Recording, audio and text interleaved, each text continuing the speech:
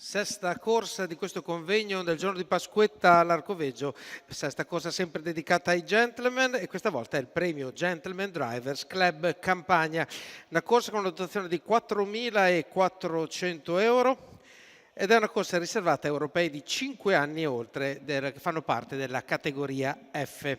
Andiamo a leggere il campo dei partenti quando i cavalli si sono già tutti raccolti dietro le ali dell'Autostar, che deve però ancora accendere le luci. Con il numero 1 abbiamo Carlo Bonfiglioli che interpreta Edin dei Daltri. Con il numero 2 Carlo Ballotto interpreta Fulmine SM. Col 3 Fresius Grimm guidato da Enrico Cuglini. Col 4 Framboise con Vittorio Bosia e col numero 5 Cera e Vita Nobel, ma è stata ritirata dal campo quindi non sarà tra i partenti. E andiamo quindi al numero 6 Figlio dei Venti Matteo Angeloni, che ovviamente chiude la prima linea dei partenti nella prima fila dell'Autostart. Seconda fila per numero 7 Vortice Leo Nicola Del Rosso, 8 Dark Angel Phi Marco Castaldo, 9 Eritrea per Lorenzo Pantarotto, 10 Elton Pride Gar Samuele Querci, numero 11 Dursamore SM per Giuseppe Leanza. Giusto il tempo appunto di leggere il campo dei partenti e la macchina si è messa in movimento e sta raccogliendo, in questo momento sono ancora tutti in ordine sparso per la pista, tutti questi 10 cavalli, 11 in origine, 10 dopo il ritiro del numero 5, che daranno vita a questa sesta corsa che ovviamente andrà a arricchire il punteggio di altri 5 gentleman per dare poi vita a una classifica finale che verrà resa pubblica ovviamente alla fine del convegno. I cavalli si stanno per avvicinare sempre di più al punto di partenza.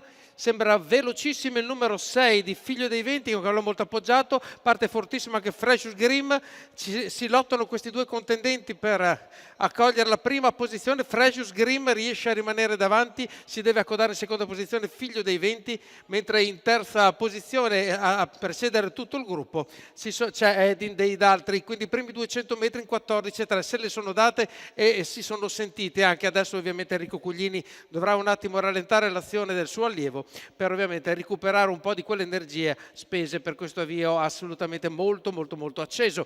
E quindi dopo 400 metri passati in 31, quindi in rallentamento 15,8 sono i secondi 200 metri, Fresius Grimm conduce sempre precedendo Figlio dei Venti, che ripeto è uno dei cavalli più appoggiati al gioco, mentre tutto il resto del gruppo è ancora per fila sparsa.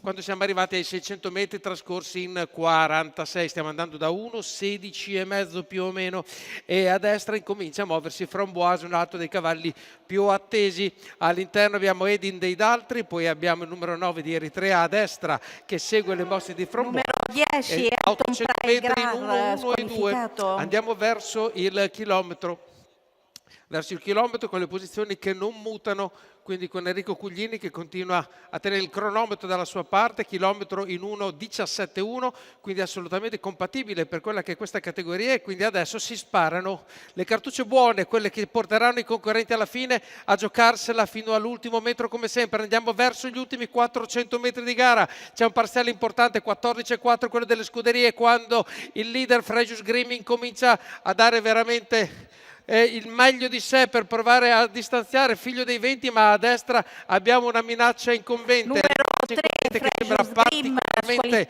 importante, quindi si entra a confonde l'andatura Fresius Grimm e quindi è Eritrea che ha preso la meglio e distanzia Vortice Leo in seconda posizione, in terza posizione Figlio dei Venti, quindi vince Eritrea, arrivata a fari spenti sull'ultima curva per poi dare l'agguato decisivo quando Fresius Grimm ha confuso l'andatura e si è buttato di galoppo. Quindi vince Eritrea, interpretata da Lorenzo Pantarotto, femmina di 6 anni da Odinga e Belanger RL, che vince questa sesta corsa del convegno.